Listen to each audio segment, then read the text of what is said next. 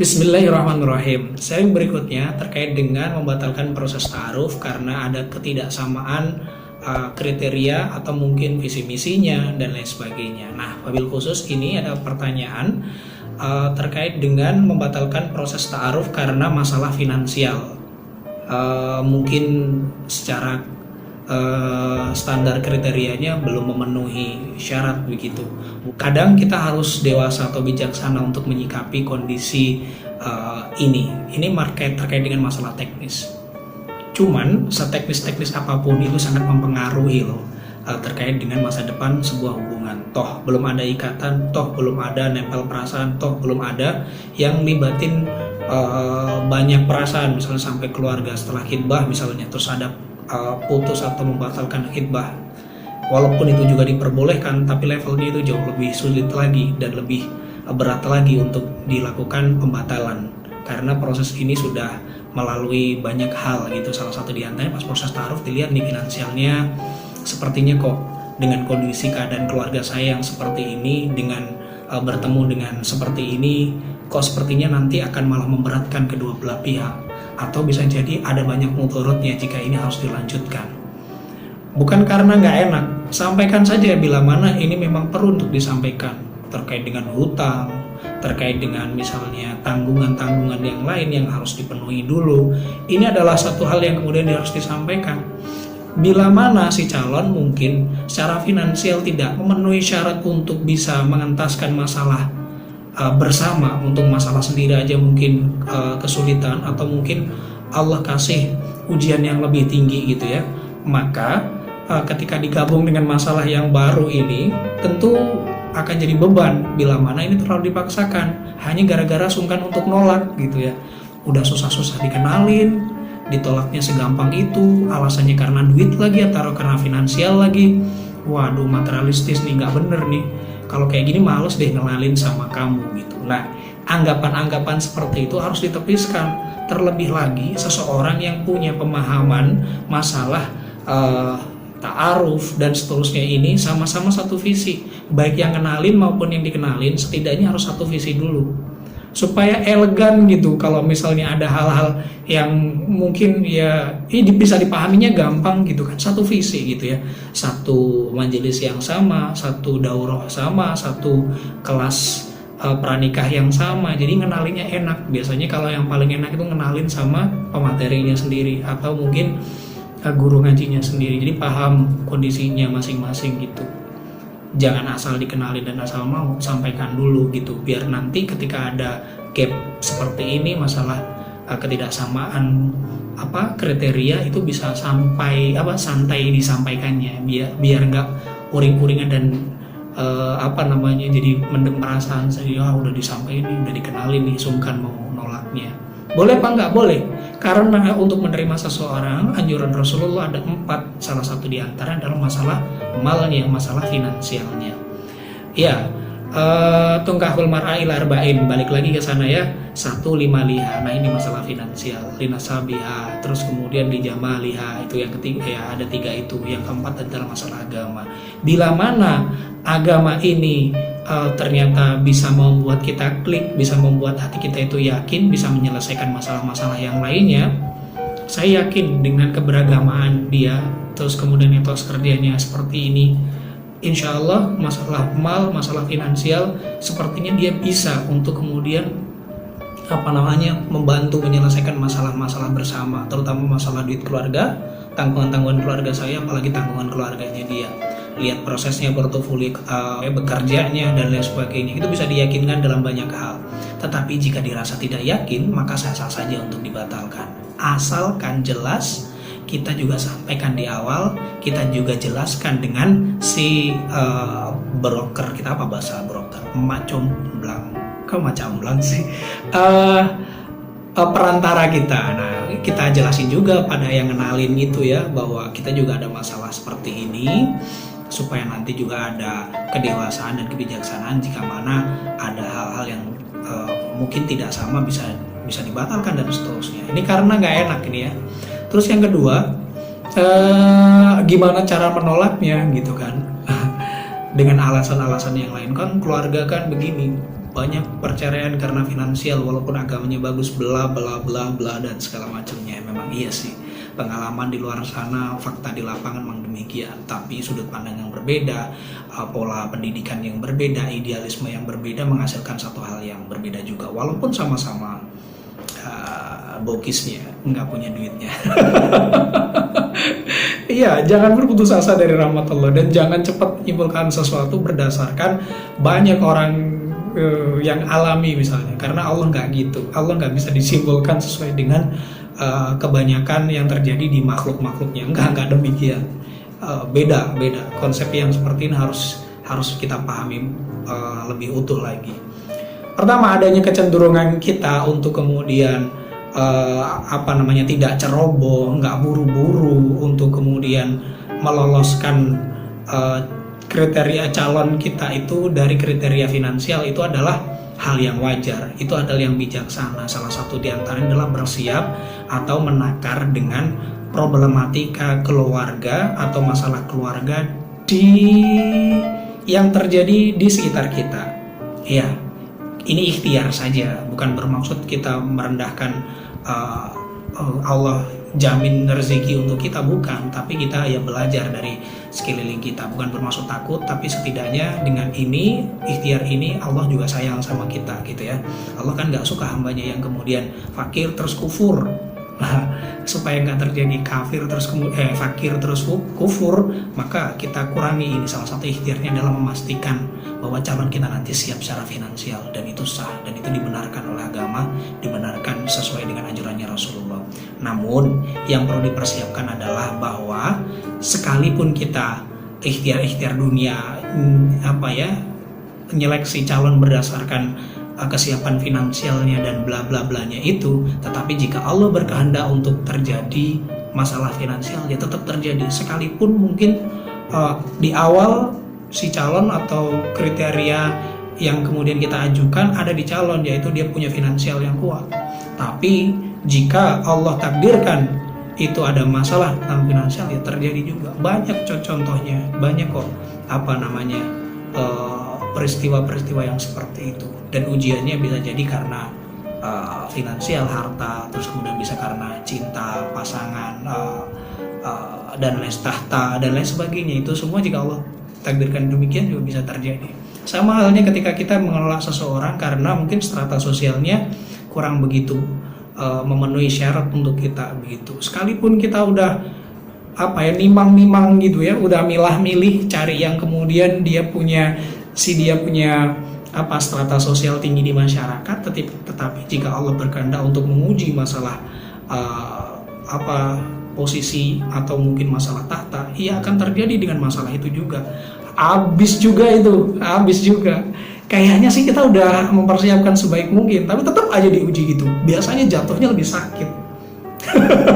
Iya, karena kita merasa sudah benar-benar mempersiapkan itu, padahal apa yang terjadi itu kehendak Allah, ya memang harus terjadi demikian. Takutnya ini loh yang kemudian ketika kita pilih-pilih itu, ntar diuji dengan apa yang kayaknya kita aman-aman saja, itu malah lebih menyakitkan. Ya walaupun juga itu faktor yang lainnya, tapi jelas murnikan niat bahwa kita semuanya melakukan ini karena Allah sayang, karena pengen disayang sama Allah, supaya nanti Allah nggak uji untuk urusan-urusan bla bla bla segala macamnya, dan itu sah-sah saja, toh itu juga masih masa ta'aruf. Selanjutnya memutuskan tidaknya atau tidak melanjutkan ta'arufnya itu juga tolong untuk kemudian libatkan Allah. Jadi ketika kita sudah melibatkan Allah dengan istiqoroh misalnya, atau sebelum-sebelumnya juga sudah melakukan itu, sehingga pas waktu ta'aruf terus kemudian ada nggak cocok kriteria masalah finansial, ketemu sama jawaban dari Allah melalui istiqoroh atau melalui ikhtiar kesolehan kita dimantapkan oleh Allah untuk tidak, jangan lanjut ini dengan si dia. Kenapa? Karena Allah libatkan di dalam urusan ini. Jadi kita melibatkan Allah, maka Allah pun akan kode juga, Allah akan berikan jawabannya. Seyakin itu kemudian kita bisa menentukan tidak, dan itu sesuai dengan apa ikhtiar-ikhtiar kita dunia, ikhtiar akhirat kita, istiqoroh, melibatkan Allah dan seterusnya itu, maka insya Allah itu udah jawaban yang sempurna. Sekalipun nanti kamu akan kecewa, misal ternyata dia dengan yang lainnya, terus kemudian dia sukses luar biasa. Dijamin sama Allah punya keluarga yang cukup finansialnya, tapi bukan dengan kamu, sedangkan kamu mungkin diuji dengan kekurangan misalnya setelah nggak sama dia. Jadi tetap slow. Kenapa?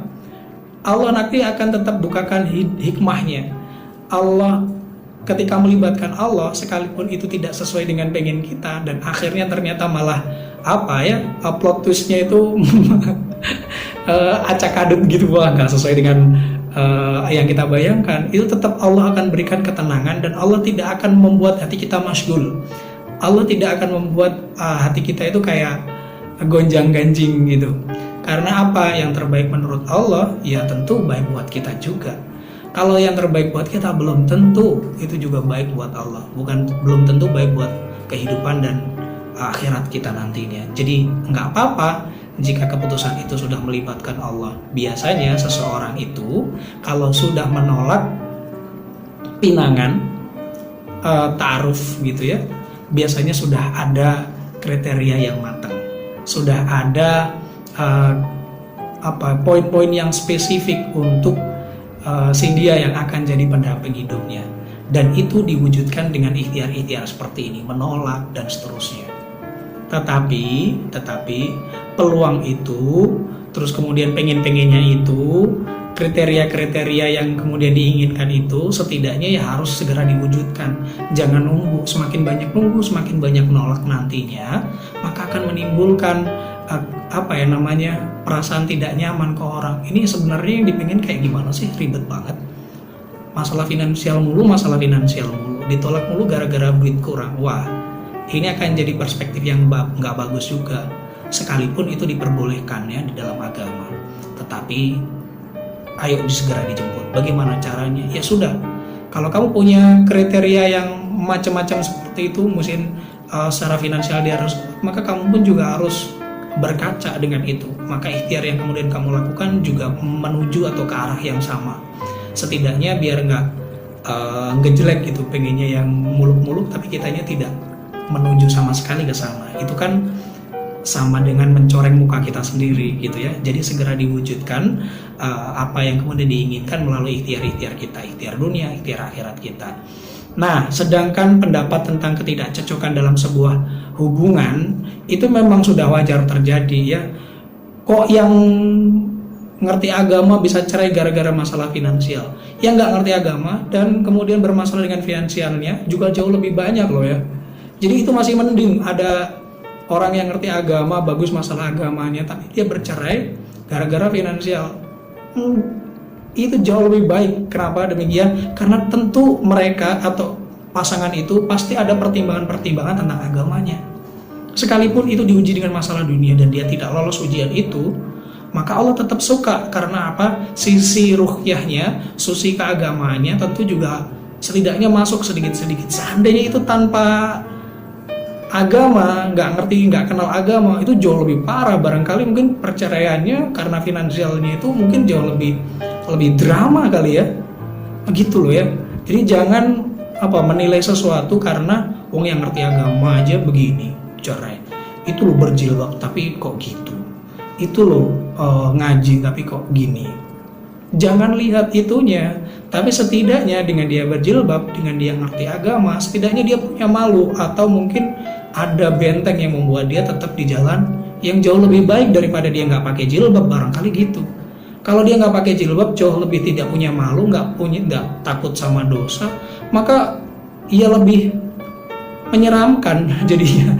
Untung itu semuanya. Jadi jangan perbandingkan masalah akhirat dengan masalah dunia. Problematika dunia itu tidak selalu berhubungan dengan agama, tetapi pemahaman dia tentang agama dan kesiapan takdir Allah terhadap kondisi si yang bersangkutan itu juga berpengaruh. Jadi jangan salahkan agamanya, jangan salahkan jilbabnya, jangan salahkan keislamannya, tapi salahkan ketidakmampuan kita untuk ngejudge orang, untuk nilai orang berdasarkan sesuatu yang tampak-tampak saja. Barangkali setelah diuji dengan itu, yang ngerti agama, cerai dan segala macamnya, bisa jadi atau boleh jadi Allah akan tunjukkan kehidupan yang jauh lebih baik dari perceraian itu, dari peristiwa ujian yang tidak lolos itu. Demikian ya. Jadi nggak bisa kita banding-bandingkan dengan yang ngerti agama masih begini begitu. Secocok apapun manusia, tentu ada sisi-sisi ketidaksamaan, dan itu perlu kita sadari juga. Sekalipun dia ngerti agama, sekalipun dia mungkin siap finansialnya, sekalipun dia ganteng dan cantiknya sama, dan seterusnya. Jadi banyak faktor untuk kemudian bisa berselisih itu, tapi yang paling terpenting adalah memang benar komunikasi yang akan jadi jawabannya. Seiring berjalannya waktu, sekalipun sama-sama diuji dengan masalah finansial, jika ada komunikasi yang bagus, maka masalah pun juga tidak akan jadi masalah yang berat, bukan jadi masalah yang besar. Bahkan mungkin bisa saling membantu untuk menyelesaikan kekurangan masing-masingnya, dan itu luar biasa. Bahkan jawaban yang seperti ini banyak ditemukan sama orang-orang yang dia paham dan yakin kepada Allah. Gimana bisa yakin? Padahal masalah juga jelas-jelas terpampang di depan sana. Ini ilmunya yakin, ilmunya iman. Kita tidak bisa ikut-ikutan tanpa kemudian melalui proses yang sama. Sama-sama diujinya, ketika imannya juga berbeda, hasilnya juga beda. Bisa jadi kita udah hancur duluan, sedangkan di luar sana ada orang-orang yang memiliki keteguhan iman, diuji dengan masalah besar apapun, walaupun cuma masalah finansial, bisa lolos begitu saja. Bahkan diuji dengan hal-hal atau fitnah dunia yang jauh lebih besar, dia bisa lolos gitu. Mereka bisa lolos. Kenapa demikian? Karena mereka yakin bahwa ada kekuatan yang jauh lebih besar daripada masalah besar yang dihadapi. Nah itu dia. Akhirnya semoga kita sama-sama juga belajar, jangan takut untuk nolak juga selama itu melibatkan Allah, dan jangan lupakan Allah bahwa setiap hal yang terjadi itu adalah karena Allah. Sekalipun kita sudah mempersiapkan sejungkir balik apapun, tetapi jika Allah berkehendak lain, maka kita pun juga harus siap dengan takdir Allah. Takdir Allah itu diterima dengan ikhlas, bukan kemudian ditakuti, dikhawatiri berlebihan. Nanti jatuhnya adalah kita akan membuat sebuah keputusan untuk menunda-nunda, untuk pilih-pilih, dan akhirnya Allah sendiri yang kemudian menghadiahkan kita dalam kondisi yang seperti yang kita lakukan itu tadi. Karena menunda-nunda juga bukan bagian dari ajaran Islam ya. Bahkan kita disuruh bersegera ya. Ya masyarakat sahabat manis atau amin kumul ma'af al-yatazawad ya. Kita diminta untuk kemudian juga untuk menyegerakan proses pernikahan selama kita di umur yang masih muda. Ini dia tuh standar mudanya, ntar aja dibahas di bab yang lainnya. Tetapi jelas kita ada usaha untuk menuju ke sana, karena memang yang demikian itu adalah anjuran atau saran dari Allah, dicontohkan oleh Rasulullah, dan kita berharap ketika kita ittiba Rasul, ketika kita juga bijaksana menyikapi masalah-masalah yang ada di dunia, nggak gerusa-gerusu juga, itu adalah poin yang positif. Bagus itu nolak karena Allah, walaupun itu juga karena masalah finansial, karena ini jauh lebih baik memutus di awal daripada nanti menyesal di belakangan. Mungkin karena ilmunya yang kurang, mungkin karena kesiapannya juga yang kurang, atau mungkin secara mental dan mindset pernikahannya juga belum sama. Maka mulai dari sekarang dipersiapkan. Next time jangan sering menolakin orang ya, kurang-kurangin nyakitin perasaan, biar Allah juga sayang dengan kita, karena kita juga sayang dengan perasaan-perasaan hambanya. Semoga itu bisa bermanfaat. Selamat.